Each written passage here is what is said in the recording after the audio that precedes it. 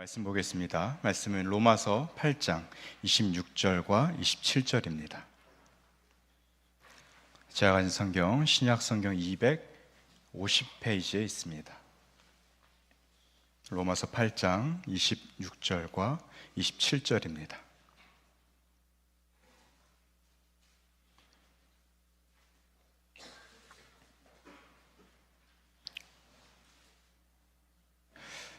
우리 다 찾으신 줄 알고 함께 합독으로 읽도록 하겠습니다. 26절, 27절입니다. 이와 같이 성령도 우리의 연약함을 도우시나니 우리는 마땅히 기도할 바를 알지 못하나 오직 성령이 말할 수 없는 탄식으로 우리를 위하여 친히 간구하시느니라.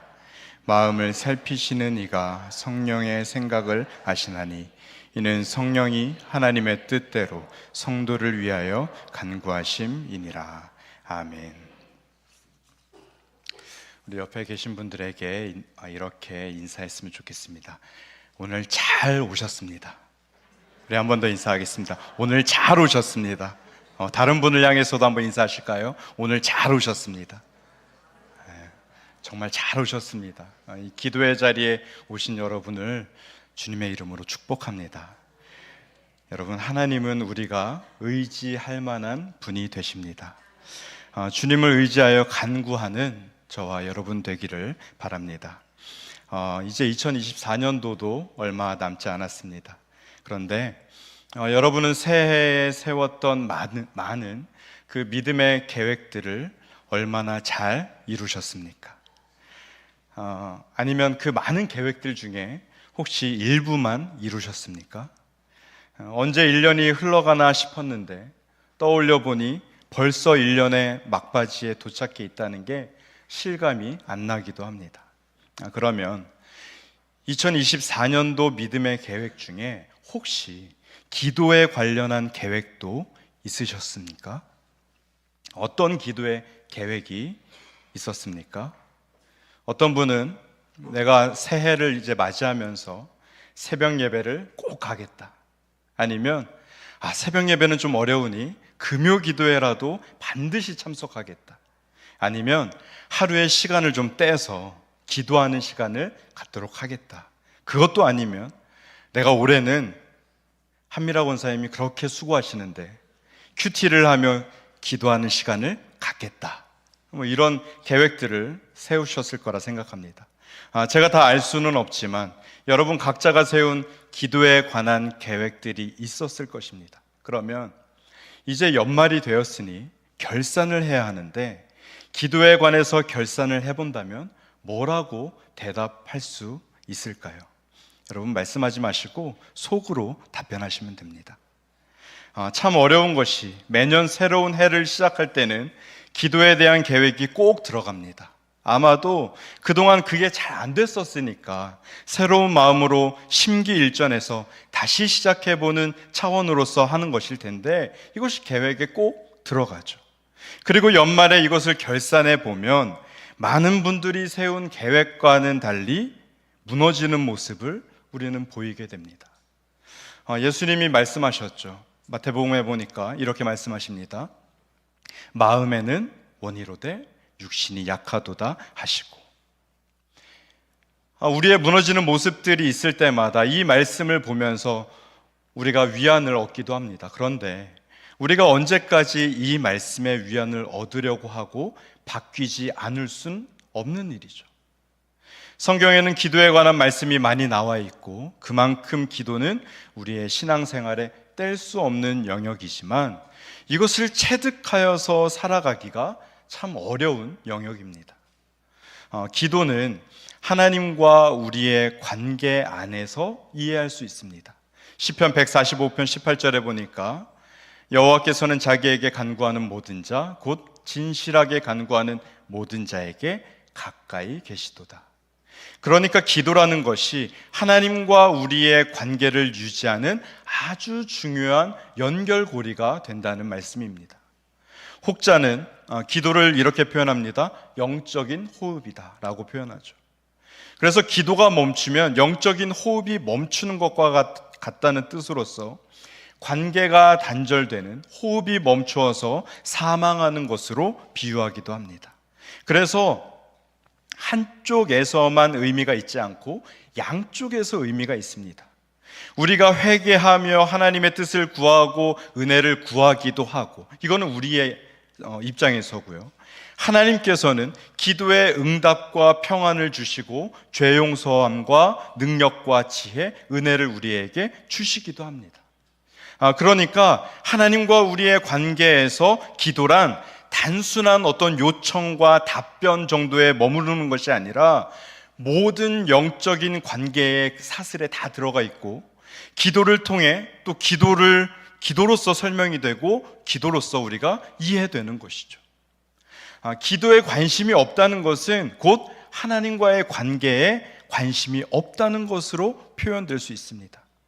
모여서 기도하는 데 힘쓰고 개인의 경건 생활에서의 기도 생활도 노력하고 하는 모든 행위가 하나님과의 관계를 잘 유지하는 데 관심이 있다라는 말과 같다고 이해할 수 있는 것이죠. 오늘 이 자리가 금요 기도회라서가 아니라 기도의 자리를 파수하는 데 힘쓰는 저와 여러분 되시기를 바랍니다.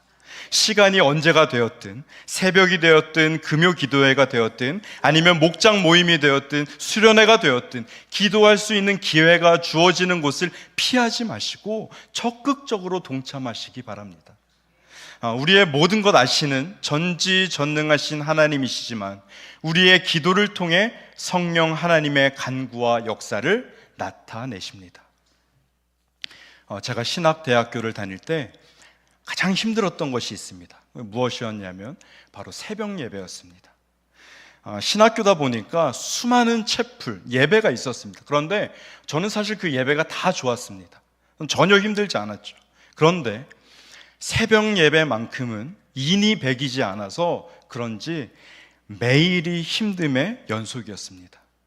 그래도 나름대로 어린 시절에, 학창 시절에 100일 특세, 40일 특세, 세일의 특세 등등 안 해본 특세가 없을 정도로 제가 참여를 했음에도 불구하고 힘들었습니다. 그런데 언제까지 힘들었을까요? 그냥 계속 힘들었습니다. 파트타임 사역을 할 때는 전도사다 보니까 특별 새벽 기도회를 이제 성도님들보다 일찍 나갔어야 되는데 그때도 힘들었습니다. 그럼 전임 사역을 할 때는 어땠을까요? 마찬가지 힘들었습니다. 그런데 제가 사역하던 교회의 목사님이 한 번은 이런 말씀을 하셨습니다. 목회자가 새벽 아니면 하루 중에 언제 시간 내서 기도하겠습니까? 그러니 새벽에 기도할 수 있다는 것은 참으로 복된 일입니다 라고 하셨는데, 저는 그 말이 제 가슴에 깊이 새겨졌습니다. 제가 어느 교회에서 성장했냐면 부평에 있는 세계로 교회에서 성장했습니다. 그런데 이 세계로 교회 원로 목사님이셨던 김학범 목사님께서 그런 말씀을 하셨습니다.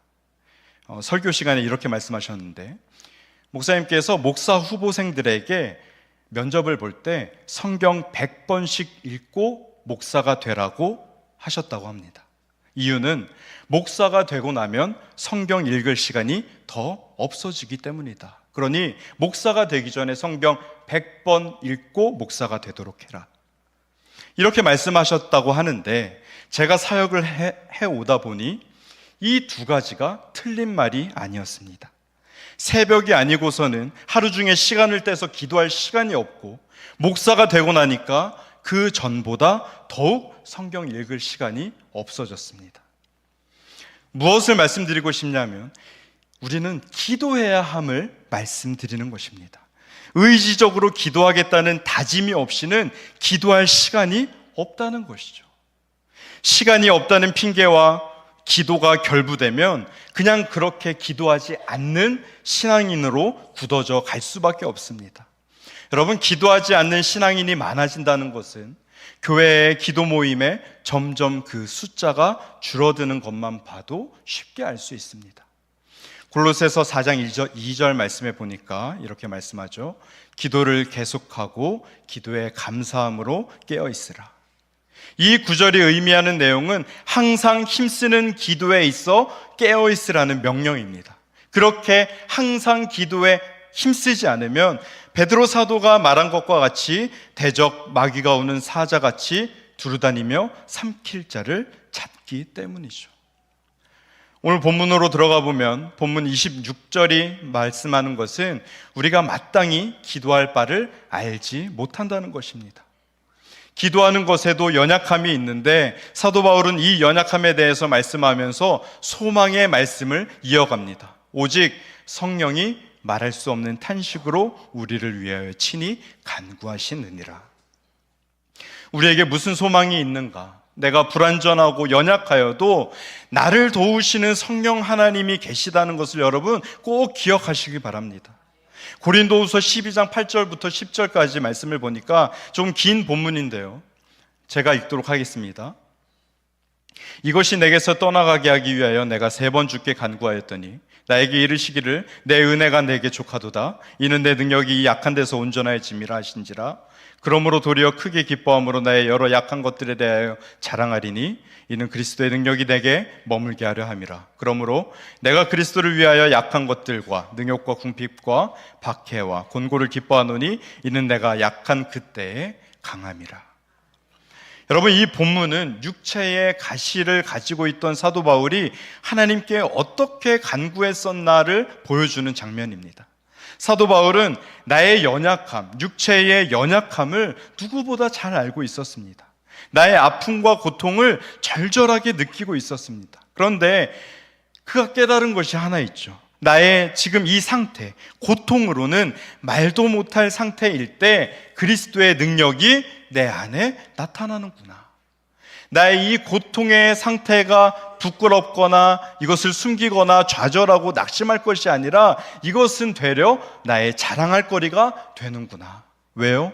내가 약할 그때 주님의 능력이 온전하여진다는 이 말씀을 믿었기 때문에 그리스도의 능력이 내 삶에 머물고 나타나기를 바랬기 때문이었죠. 여러분, 그래서 고린도후서 12장 10절의 표현을 보면 사도 바울은 자신이 겪는 육체의 가시뿐만이 아니라 어떤 모양의 어려움과 약함이 있다 할지라도 그때 하나님의 능력이 임한다는 것을 믿기에 기뻐한다라고 고백합니다. 사도 바울은 이에 대해 내가 약한 그때의 강함이라는 고백으로서 당하는 모든 고난과 어려움을 이겨낼 수 있는 믿음을 나타내 보였습니다.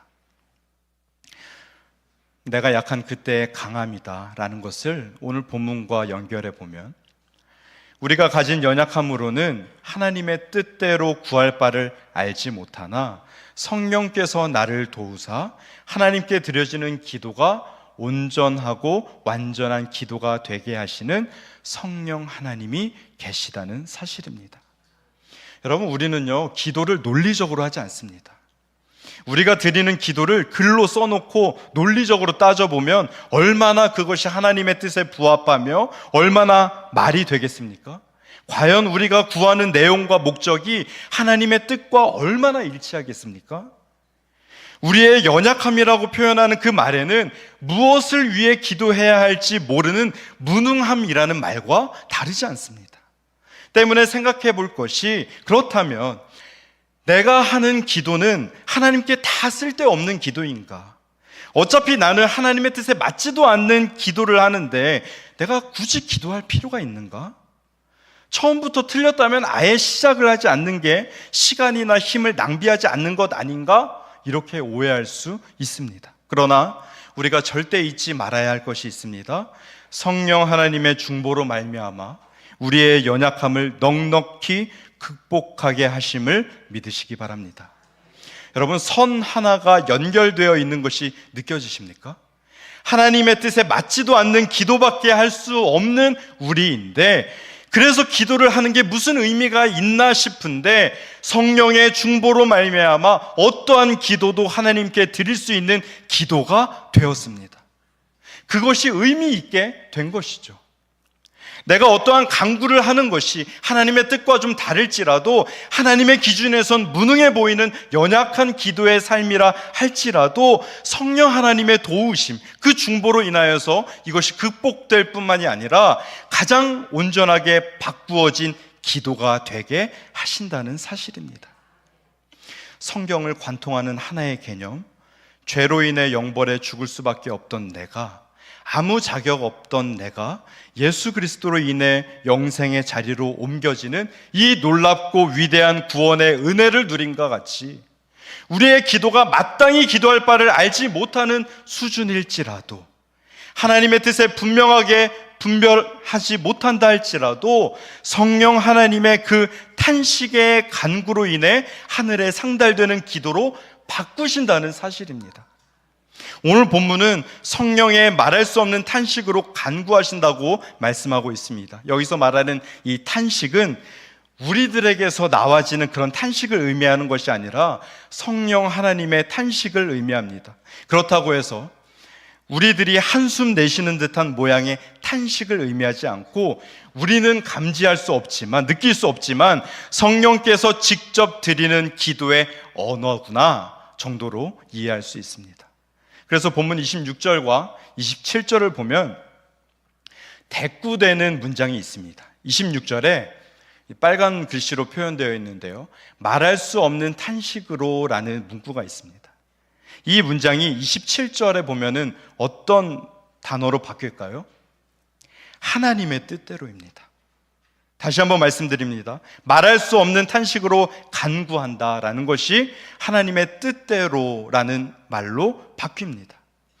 이것을 문장으로 표현해 보면 성령 하나님의 말할 수 없는 탄식은 곧 우리의 기도를 하나님의 뜻대로 잘 바꾸어서 간구하신다로 이해할 수 있습니다.